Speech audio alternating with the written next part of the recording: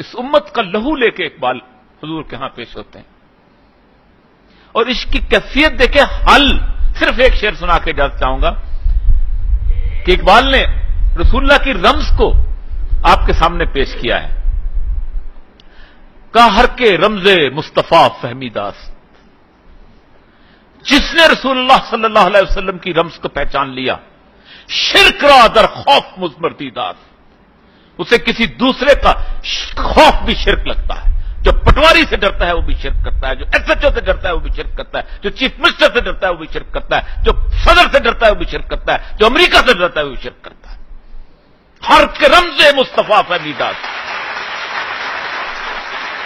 हर के रमजे मुस्तफा फहमीदास, शिरक रा दर खौफ मुजमर्दीदास। और जब ये शिरक से सीना पाक होता है तो फिर इकबाल ये दावा करता है, गर दिलम माइनाए बेजौहरस्त, अगर मेरे दिल के आईने में कोई जौहर नहीं है, गर बहर फम गैर कुरान मुस्मरस्त, अगर इस दिल के अंदर कुरान के अलावा कोई एक लफ्ज भी मौजूद है, एक लफ्ज भी मौजूद है, कोई और चीज मौजूद है, पर्दाए नामूस से फिक्रम चाकुन, मेरे पर्दा नामूस जो बना हुआ ना, बड़ा शायर बना चाक कर दे, ये खयाबा राज खारम पाकुन, इस फूलों के गुलिस्तान में से इस कांटे को निकाल के पैर फेंक दे। और ये दावा कोई शख्स नहीं कर सकता इसको रसूलुल्लाह सल्लल्लाहु अलैहि वसल्लम से इसको कि रूज़े महशर खौर और रुस्वा कुन मरा, अगर मेरे दिल में कुरान के अलावा कोई और चीज मौजूद है, मुझे क़यामत के दिन खौर और रुस्वा कर देना, बेनसीब अज़ बोसाए पाकुन मरा, मुझे अपने पांव के बोसे से महरूम कर देना।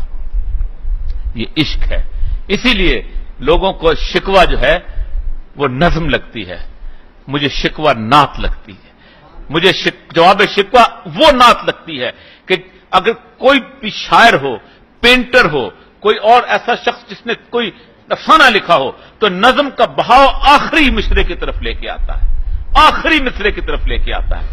नज्म का बहाव आपको बताता है कि ये फाइनल टचेस नहीं दिए। पेंटिंग से जब आखिरी स्ट्रोक लगाता है पेंटर तो पेंटिंग जाग उठती है। अफसाना पूरी नज्म अल्लाह तबारक व तआला जो है इल्हामी तौर पे इकबाल को बताते हैं, कहीं कुछ कि तुम में हूरों का कोई चाहने वाला भी नहीं, तुम तो सैयद भी हो, मिर्जा भी हो, फान भी हो, ये बताओ तो सही, गर्चे मुसलमान।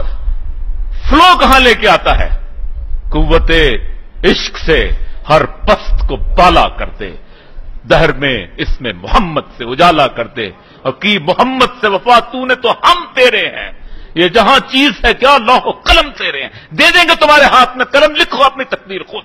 इश्क तो करके दिखाओ मेरे रसूल से, इश्क तो करके दिखाओ मेरे रसूल से। मुझे बड़ी हैरत होती है जब कोई शख्स ये कहता है कि हमारे दरमियान लीडरशिप नहीं है।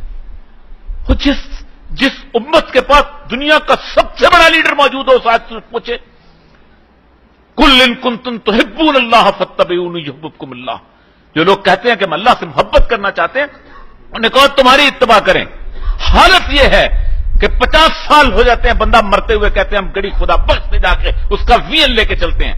जिस उम्मत के अंदर मुनाफिकत इस लेवल पे हो कि रसूलुल्लाह के वीएन के बजाय किसी और कब्रिस्तान का वीएन ले, वो कैसे फर्क आगे बढ़ सकती है।